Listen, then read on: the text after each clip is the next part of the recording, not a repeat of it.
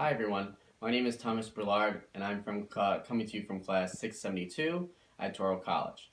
Today I'm going to be talking to you about ways to help students with disabilities better access the curriculum.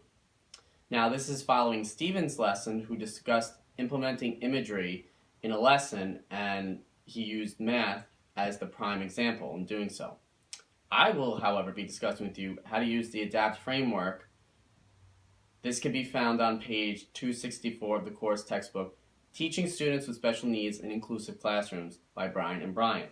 Now, today I will be teaching the use of the ADAPT framework by focusing on a life skills lesson for a 7th grade class. And this specifically is on how to do laundry. Now, obviously this lesson is geared towards lower functioning students in a 7th grade curriculum. And obviously the life skill of doing laundry is very important. So we'll get to that in a second. Now, this lesson will specifically focus on 6 steps of how to do laundry. So before I go over the ADAPT framework and how that works within this lesson, I'm just going to give you a general overview on how the lesson would work. So students would be introduced to the imagery you see here.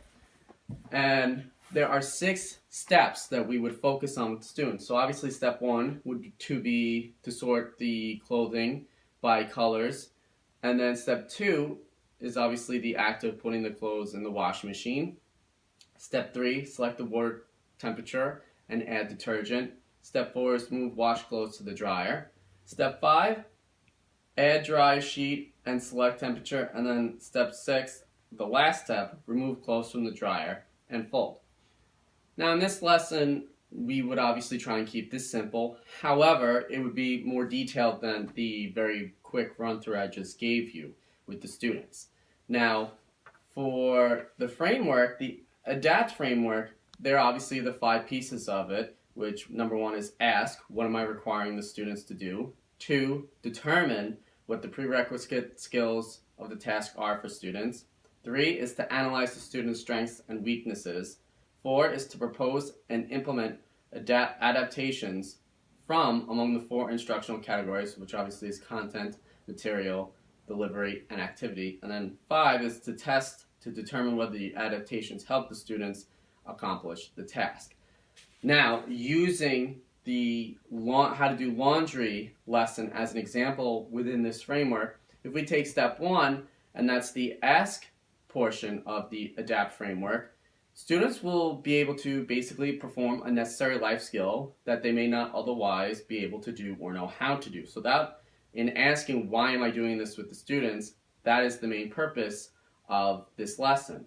Now, the second part in determining, one thing we could look at to kind of break it down and make it simple for the students is what colors to group together as far as the clothing goes. So that's something that students would hopefully have a prerequisite in being able to match the colors together. Besides that, what important safety skills there might be in handling the machines or handling the chemicals, which would be the detergents, and certain skills applying to the machine. So those would be some prerequisites we would look for. Now, if they're not present, obviously that is something that we would go over and reiterate throughout the lesson.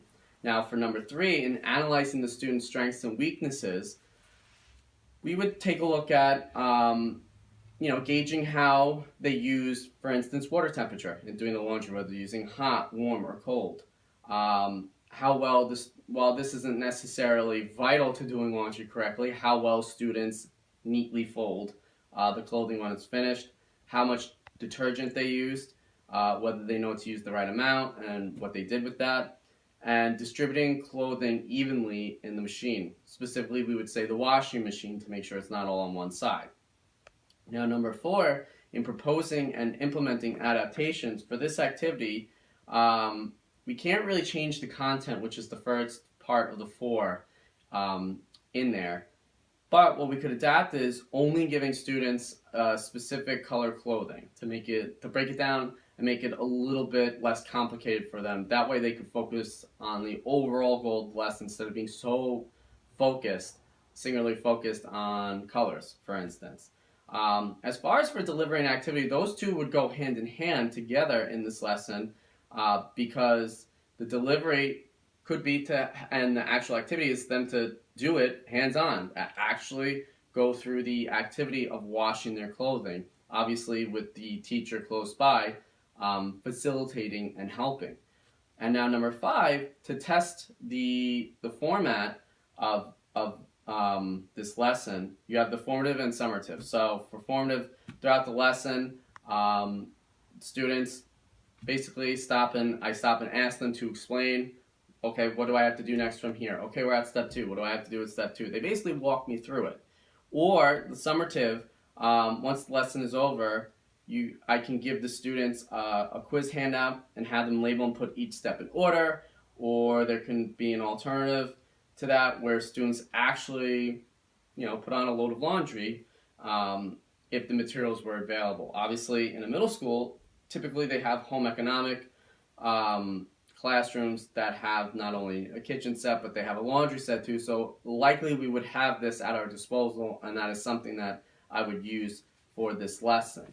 Now, overall, some of the references that I used in this presentation, obviously, is Teaching Students with Special Needs in an Inclusive Classroom by Bryant and Bryant. Introduction to Special Education, Making a Difference, D. Smith, 2007. And also Education Oasis were my main sources in using this. Thank you very much for watching.